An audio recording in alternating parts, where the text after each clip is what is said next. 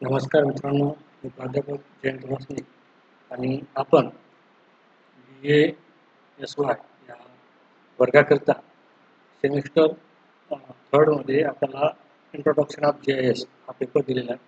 त्यामध्ये land use mapping हा point आपण अभ्यासासाठी घेतलेला आहे आणि यामधले महाराष्ट्र राज्यासाठी कशा प्रकारे लँड यूज मॅप आपण तयार करू शकतो, जिल्हा विविध जिल्ह्यासाठी कशा प्रकारे लँड यूज मॅप तयार करू शकतो, त्याचप्रमाणे AOI एरिया ऑफ इंटरेस्ट म्हणजे जो आपला अभ्यास क्षेत्र आहे त्या अभ्यास क्षेत्रासंबंधित कशा प्रकारे आपण मॅप तयार करू शकतो याची माहिती आपण या आधीच्या लेक्चरमध्ये बघितलेली आहे. आजचा जो लेक्चर आहे आपण बघणार आहोत तो म्हणजे land use map in 5 graph या चार्टमध्ये. यामध्ये जो आपल्याला या प्रकारे दिसून येते या ठिकाणी जो पाई चार्ट आहे, ह्या चार्टच्या द्वारे कशा प्रकारे आपल्याला मॅप तयार करायचा आहे आणि कशा प्रकारे तो मॅप आपण आपल्या GIS मध्ये तयार करू. आपल्या जे अभ्यास क्षेत्र आहे त्या अभ्यास क्षेत्राचा जमिनीचा वापर किंवा भूमी उपयोजन ही माहिती आपण बघू शकतो. याकरता उदाहरणार्थ मित्रांनो आपण बघू शकतो की जमिनीच्या वापराविषयी माहिती ही जालना जिल्ह्याची आहे 2011 हे 12ची. यामध्ये आपण बघू शकता की विविध तहसील आहेत, एकूण भौगोलिक क्षेत्रफळ आहे, वनाखाली क्षेत्र आहे, शेती उपलब्ध नसलेले पडीत पडीत जमीन किंवा निवड पिकाखाली क्षेत्र. तर हे सगळी माहिती आपल्याला पाय डायग्रामच्या द्वारे कशा प्रकारे दाखवता येते या संबंधीची माहिती आज आपण बघणार आहोत. तर याकरता आपल्याला सर्वप्रथम GIS मध्ये जाणार. GIS मध्ये गेल्यानंतर आपण बघू शकता या ठिकाणी ही शेप फाईल जी आहे ही जालना जिल्ह्याची शेप फाईल मी या ठिकाणी घेतलेली आहे आणि या ठिकाणी आपण बघू शकतो याच्या ही जी जालना जिल्ह्याची शेप फाईल आहे याच्यावर आपल्याला राईट क्लिक करायचं आहे. त्यानंतर ओपन द ॲट्रिब्यूट टेबल हा टेबल आपल्याला घ्यायचा आहे. या ठिकाणी बघू शकता आपण हा टेबल या ठिकाणी आपण बघू शकतो आणि या ठिकाणी सगळं भोकरदन असेल या सगळ्यात तहसील आहे आणि याचे मी पर्सेंटेज आधीच एकूण भौगोलिक क्षेत्रफळ पैकी आपल्याला जे काही जंगलाखाली क्षेत्र असेल, लागवडीखाली क्षेत्र असेल, पडीत जमीन असेल, फॉरेस्ट एरिया आहे, बॅरन एरिया आहे, फॉलो लँड आहे, पडीत जमिनी वगैरे संबंधित आहे, त्यानंतर कल्टिवेट एरिया आहे, लागवडीखाली क्षेत्र असेल. तर म्हणजे या प्रकारचे 1, 2, 3 आणि 4 आणि 5 पॉईंट आपण या ठिकाणी अभ्यासासाठी घेतलेले आहे आणि त्याचे पर्सेंटेज या ठिकाणी काढलेले आहे. तर या ठिकाणी मित्रांनो आपण बघू शकता आपल्याला जर एखाद्या दुसऱ्या 2011च्या 2001ची माहिती घ्यायची असेल तर या ठिकाणी आपण या ठिकाणी क्लिक करून हा जो पॉईंट या ठिकाणी न्यू फील्डला क्लिक करायचा आहे. या ठिकाणी फॉरेस्ट 2001 हा पॉईंट टाकून आपण या ठिकाणी घेऊ शकता. या ठिकाणी आपल्याला 2001चा जे काही पर्सेंटेज आपण काढलं असेल ते पर्सेंटेज या ठिकाणी आपण 23% असेल, त्यानंतर भोकरदनचं 21% असेल, या प्रकारे फॉरेस्ट असेल, त्यानंतर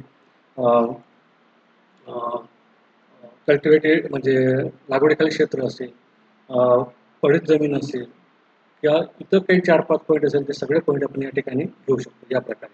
तर या ठिकाणी हे पॉईंट घेतलेले आहे त्यामुळे आपण अधिकचा वेळ न घेता आपण डायरेक्ट मॅप सुरू करूया. या ठिकाणी आपण बघू शकतो यावरती राईट क्लिक करायचं आहे आणि या ठिकाणी प्रॉपर्टीमध्ये जायचं आहे. आपण प्रॉपर्टीमध्ये गेल्यानंतर या ठिकाणी डायग्राम हा पॉईंट या ठिकाणी घ्यायचा आहे. डायग्राम आपलं काय कोणतं पाहिजे तर या ठिकाणी डायग्राम या ठिकाणी क्लिक केल्यानंतर आपल्याला कोणत्या प्रकारचं पाहिजे, हिस्टोग्राफ पाहिजे की पाय चार्ट पाहिजे, तर या ठिकाणी आपलं पाय चार्टचं क्लिक करायचं आहे आणि या ठिकाणी पाय चार्टच्या ठिकाणी केल्यानंतर आपण मला 2011चं फॉरेस्ट एरिया पाहिजे त्याला मी प्लस करणार. ठीक आहे, 2011 या पॉईंटला आपण घेऊया. 2011 baron land, follow land, baron land 2 आणि कल्टिवेटेड एरिया असे आपण 5 पॉईंट या ठिकाणी 1, 2, 3, 4, 5 हे पॉईंट घेतलेले आहेत. आता हे या ठिकाणी आपण बघू शकतो की फक्त एकच कलर या ठिकाणी आपल्याला कलर चेंज करायचा आहे. आता फॉरेस्ट आहे तर या फॉरेस्टसाठी आपल्याला ग्रीन कलर घ्यायचा आहे. ओके, बॅरन लँड आहे या ठिकाणी आपल्याला पिंक कलर घ्यायचा आहे. ठीक आहे, फॉलो लँड आहे, पडीत जमिनीसाठी आहे. तर पडीत जमिनीसाठी आपण थोडा दुसरा कलर घेऊया. त्यानंतर हा बॅरन लँड आहे एकदम, या ठिकाणी याला सुद्धा आपण रेड कलर देऊया. आणि हा कल्टिवेट एरिया देऊया. कल्टिवेट म्हणजे ॲग्रिकल्चर, त्याला येलो कलर देऊया. ओके करायचा. त्यानंतर या ठिकाणी आपल्याला ओके करायचा.